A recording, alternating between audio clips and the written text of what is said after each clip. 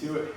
Yeah. Hey everybody, welcome to Between Two Spokes. I'm Craig, this is my buddy Chris. Hey, hey. Hey buddy, so welcome. First of all, a little bit of housekeeping. I want to thank everybody who's been watching. We've got like 4,200 or so hits, I can't believe it. Damn. For something that's really like a pet project, I really appreciate it. If you're interested in filming, I think this year we probably have enough for season 1, but we'll probably need some for season 2. So if you're interested in recording, it's really easy. If you're in the DMV area, hit me up at betweentwospokes@gmail.com, and I'll come over to your place. We'll record. I'll give you a little bit of a gift certificate for your time, and we'll get you online. So I didn't know about that. Yeah, I'll get one for you. God, don't worry. So that being said, let's kick it off. As I mentioned, this is my buddy Chris. He's local. As you'll notice, uber clean garage here. This is actually my garage. Oh, your mic. This is my garage. Chris lives in a condo, so I offered to record over here, which is a nice, beautiful day. It's Mother's Day, by the way, so happy Mother's Day to all the moms out there. So today we're going to talk a little bit about Chris and how he got into riding, and then we'll talk about the bike. It's summer or springtime here, I guess, late spring, and he's not wearing a lot of gear, but we can talk a little bit about the helmet, which we got footage of, and how he's been riding and all that good stuff. So that being said, Chris and I know each other from work. Yeah, long time, man. God, VMware we were probably there together 15 years at least. Yeah. If you added the age. Yeah, I came up to and then we went over to another company together. And a fun fact, I didn't realize Chris was a rider until OVH. Yeah. And I'm sitting in the office and he comes in with a helmet, and I was just about to get into riding. And I'm like, what's going on? So let's go back a bit. Where did you get You ride your whole life. You can ride like your father was already. I mean, you go back. Yeah, that's right. So I got introduced to riding through my dad. Yeah. In his retirement years, had bikes. He'd have literally buy and sell bikes just for fun. And I got introduced to, I think, pretty much every type of bike there was. Yeah. But how did you get into it? So I used to go camping with some friends of ours, and they had their little mini bike. Remember the mini bike? Yeah, trail bike. One engine? Yeah, trail bike, exactly. We used to Yeah. play capture the flag. And my brother used to throw me on the back. And one group would go out and hide the flag, the other team would take the bike and go out and capture on the trail bikes. Find the flag on the trail bikes. It was down in, I think, Lake of the Woods or somewhere down in the south, and they had a house. We used to go every summer, and I just fell in love with it. And as a teenager, a friend of mine bought an illicit Indian 80 from a guy, Marcus, and we rode that for a long time. That was my first real motorcycle. We had to learn how to shift and all that. I was probably 14. Did your parents know about this? Like, did you? No, they didn't know about They that. didn't know about it. Yeah. Wow. And then the next bike, so I just fell in love with motorcycles. So my best friend is still my best friend today, best man at my wedding and everything. When I met him in 9th grade, he picked me up on an XR80. Yeah. And he had those old, remember those big snow boots we used to buy? They were like foam and they had a big heel. Sure, like moon boots. Moon boots, yeah, he had those on. And he picked me up on an XR80 on a snowy road and just starts hauling at, and I'm flipping out. I'm on the back of it. Because he's on snow, and he's got to speed down, and he's got to stay up. All the way to his house, I'm like, this dude's insane, man. I want to learn how to ride like this guy. He's wheeling and shit. I mean, I've always said you can put this guy in a space shuttle and he figured it out. He can ride anything. So he turned me on to it, really. He got me really into it. Nice. And even his mom rode motorcycles. Yeah, wow. So, but in your local, you're probably born and raised in the area, right? Yeah. Just not 5 miles from here. Yeah, Vienna. So that was your first kind of foray into it, and then did you not have a bike, like a road bike, for a while? No, so my first bike was, I tried to buy his mom's CB100. Okay. So she had a CB100 in the garage she didn't ride. Okay. And I got pictures of all these. I can send them to you. Yeah, we'll put them up on there. They're not, some of them weren't actually my bike, but it's the exact bike I had. Yeah. And I used to ride that until I had my 14-year-old girlfriend on the back. I was 15, no driver's license. And I was riding it at 3 in the morning. Please don't ask why I was out at 3 in the morning. It was 1980s. Sure, you have all good stuff. Yeah, 1980s Vienna, Virginia was quite the city. Yeah. And Vienna police started to pursue me through backyards, around corners, and everything. By the time they caught me and turned me over to my father the next morning, the girl was no longer allowed to be my girlfriend. Yeah. I think she moved out of state, and I was no longer allowed to purchase that motorcycle. Wow. So. Holy cow. Yeah. Wow. Kind of non-traditional riding stories I have. Wow. And then fast forward, did you have any bikes in between that, or the one that you didn't get, and the one that you had when we worked together? So I bought my first bike that I actually bought was a CL350. Okay. It's kind of neat because it was hybrid, so it had very high pipes, almost like an off-road on-road, but had all the lights and everything you needed to ride on the road. Like But had full suspension? knobby tires, higher suspension, Yeah. and then the pipes kind of came up like this. Okay.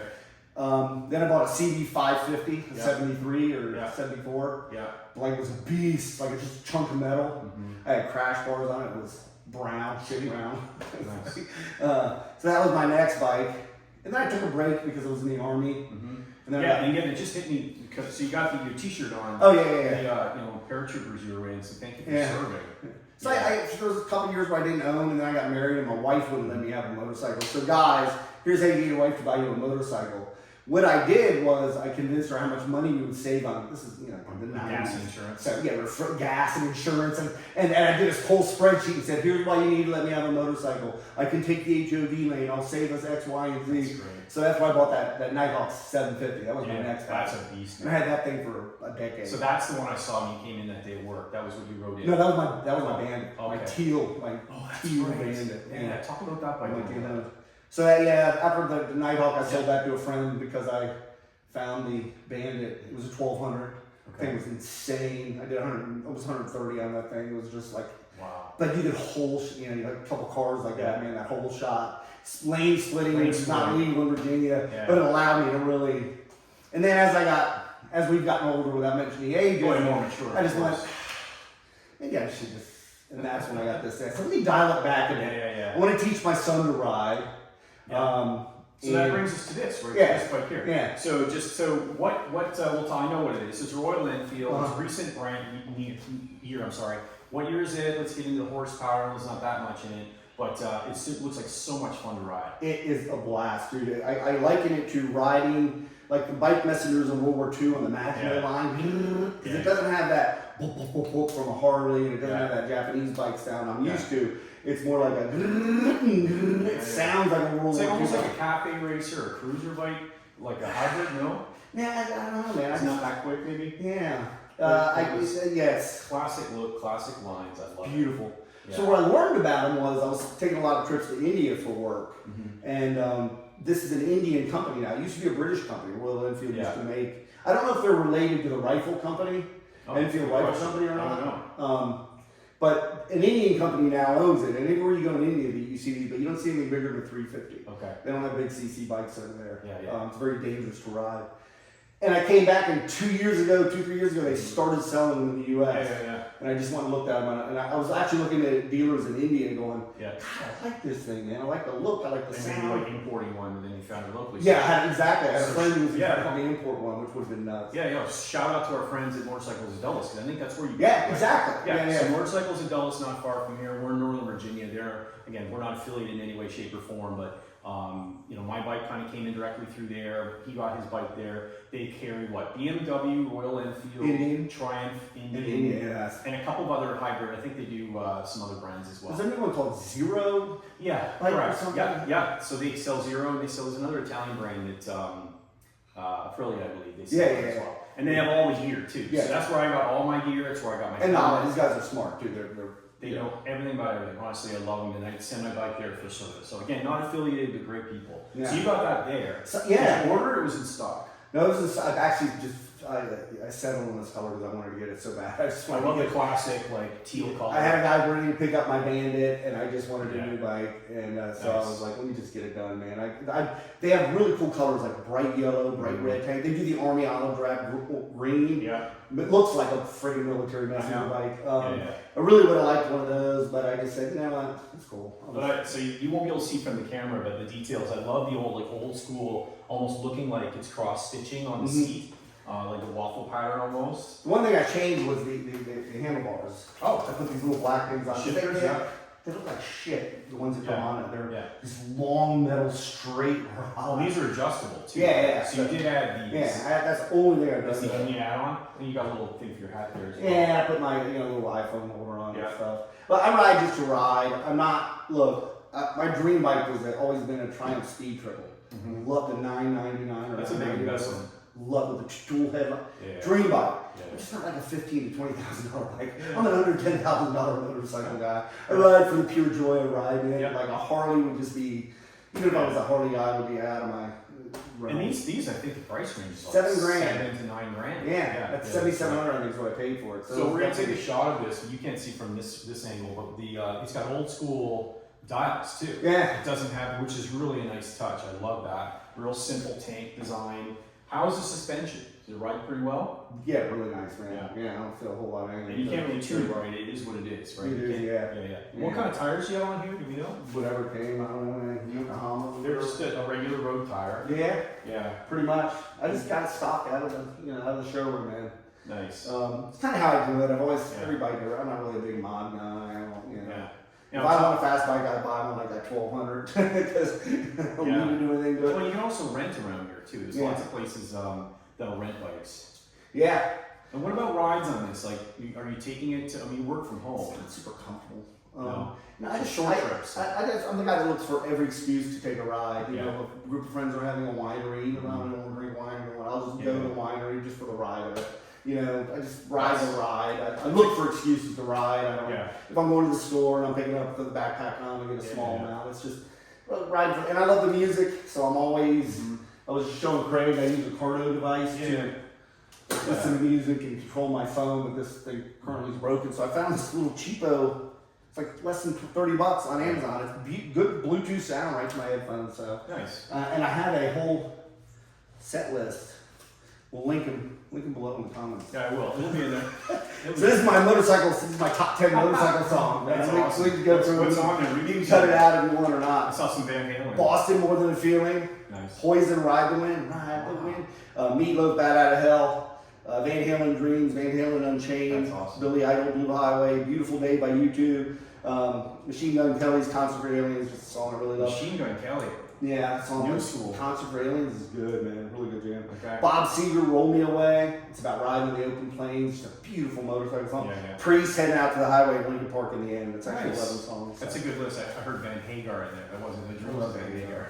Yeah, I saw those guys in concert too. Awesome. Well, that's nice. So let's talk a little bit about. I know. Didn't you have a bit of a run in? You fell off the bike one time, didn't you? Oh yeah, man. I got taking pictures of that too. It's brutal. You may want to do a caution load. So I was going to get at World Gate in Herndon, and a dude just pulled right out in front of me, and to avoid him, I just dipped a little too hard.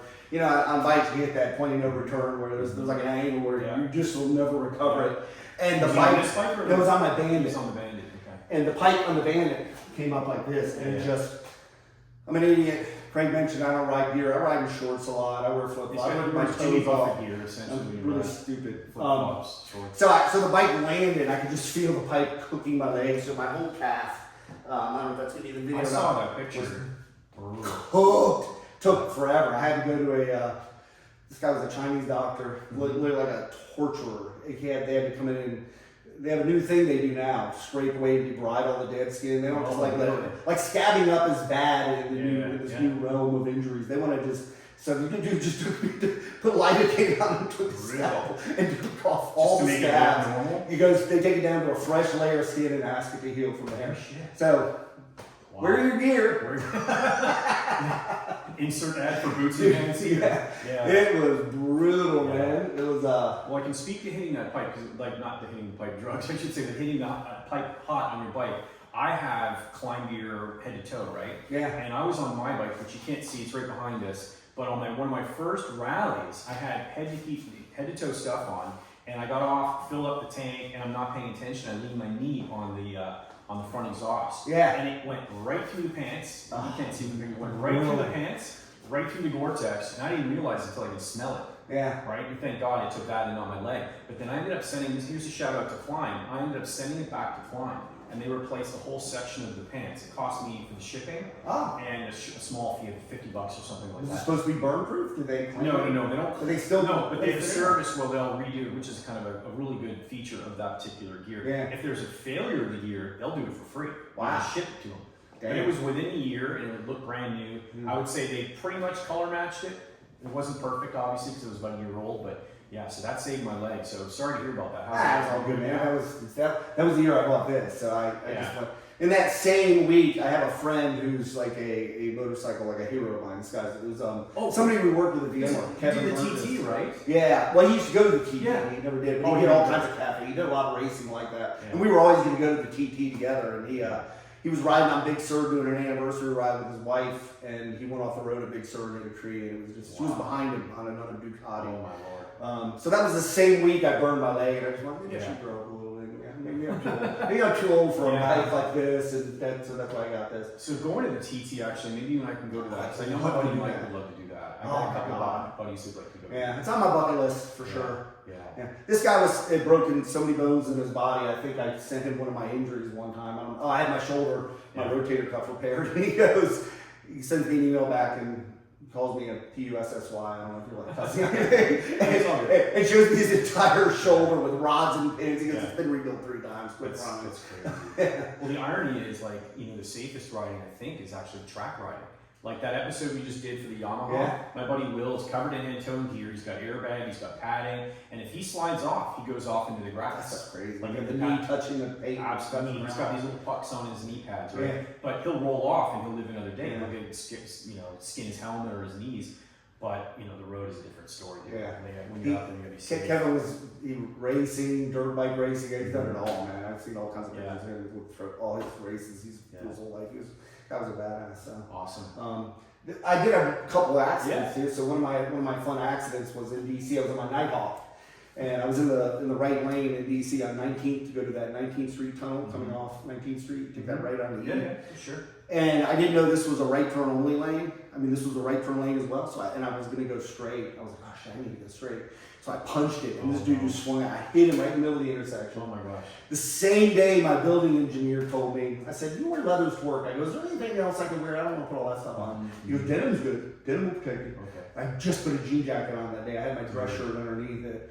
Completely over the handlebars. I have a picture of my clutch. The bike came down.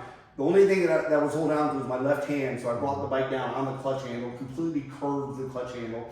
I landed on my back in the intersection and then slid. I would have just been like kind of gravel straight out. Thank God. Still rode the bike home. Got the bike back up. People are like, you okay? I looked at the guy. I hit the guy's tire.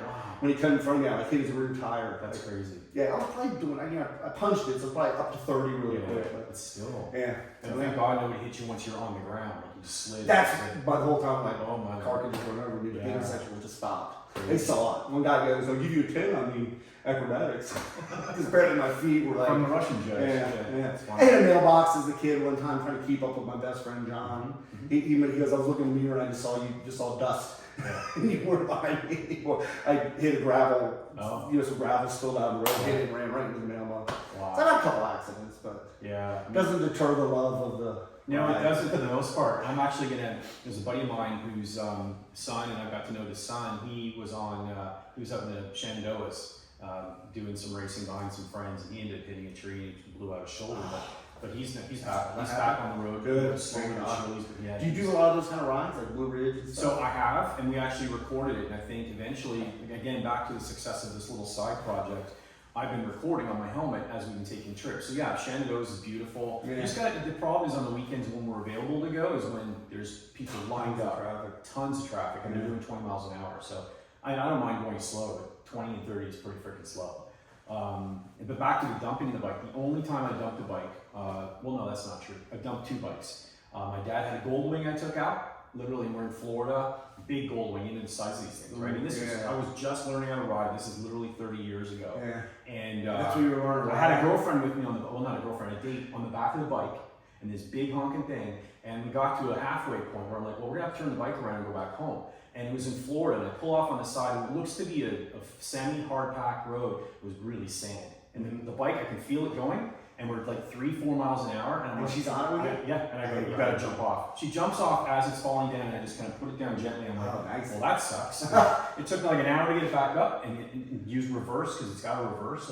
Even back then in the 90s, it had a reverse. And not a scratch on it, and just got it up on the road when we get back. So I dumped that, and I also, in Florida, again, you get these flash rain events that happen. Like in the summertime, and literally you're a beautiful day, and then all of a sudden at lunchtime it comes down like a bucket, and I got caught out. On the way home, I'm just pulling in with one of my dad's bikes, and the front just went. I'm only doing like 5 miles an hour, but it went down hard, screwed up the side here. I got abrasions here, but I was wearing a jacket, so it's fine. But knock on wood, that's the only time I dumped it. I've had a couple bird strikes hit my helmet one time. Really? Yeah. One time the dude hit it so hard it hurt my neck, and I looked in the mirror and saw him kind of landing in the road behind me. Yeah. Another time he just glanced off my head. I mean, we've all had bugs in our face.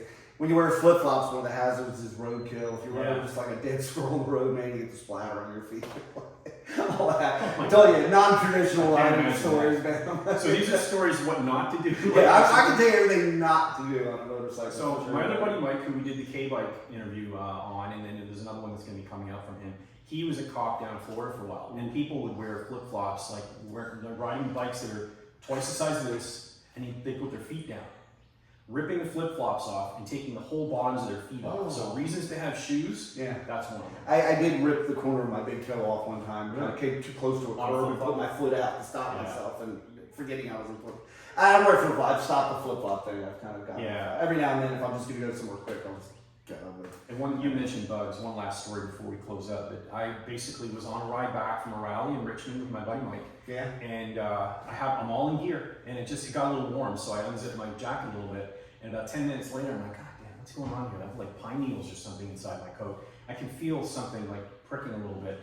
We stop for lunch in like Haymarket or something, and I take the coat off, and I'm looking around, I can't find anything. So we have our lunch, get back on the bike, drive about another hour to get home, and I pull into my house, and I pull into the mudroom, take the coat off, and this wasp comes out, and he's like dazed and confused. He hops out, and he's like, Zzz. I'm like, are you kidding me? It was a yellow jacket. I didn't stay there. And I went like that. He got me about 8 times. That's what you felt? Yeah, that's what I felt. I'm like, he's like, let me out. So, but that's it. It's just all he did was sit down. I think you might be allergic to bees. No, thank God I'm not. So you got him while you were riding. Just flew right on in. He couldn't get out. He didn't even get, the funny part is he didn't get out when we had lunch. I looked in the coat, I opened it up, I don't see him. He must have just tucked in there. Yeah. So, yeah. One of the nice rides around here, I don't know if you've ever done it too, is we used to, when we were kids in high, like just after high school and stuff, so 18, 19, 20, we would go to a Corpus Ferry. Yep, so there was a ride right up, and you could park like right on the road and walk down to the rocks and just sit on the rocks and water river and swim. There was little areas where you could dive in and stuff like that. Actually, kind of closer. If you're looking where I'm talking about, Harper's Ferry is like right there, and then there's the bridge that goes across. Yep.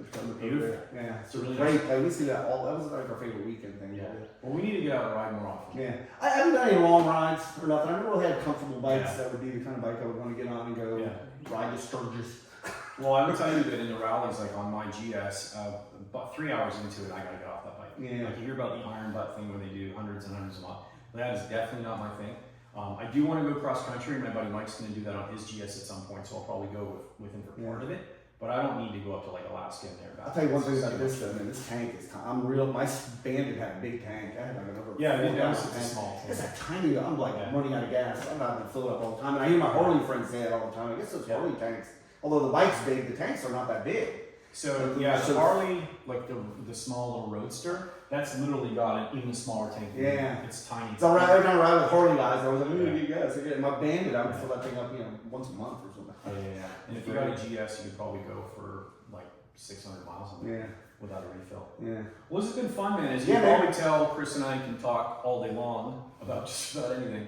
But I appreciate your time, buddy. It's been really nice. I've been wanting to do this for a while, man. It's just some challenges they are. Yeah, but thank you for coming out. Again, thanks for watching, guys. I'm just kind of blown away that I literally thought I'd only have a few hundred watchers, and it's turned out to be at this point, like I said, like 4,200, and it's only going to get bigger. It's a lot of fun for me, and I'm going to start recording those rides. So if I go out with Chris, I've got some in the tank already where I've recorded our trip to Portugal. I'll probably get those out, in the winter months when I'm not doing this.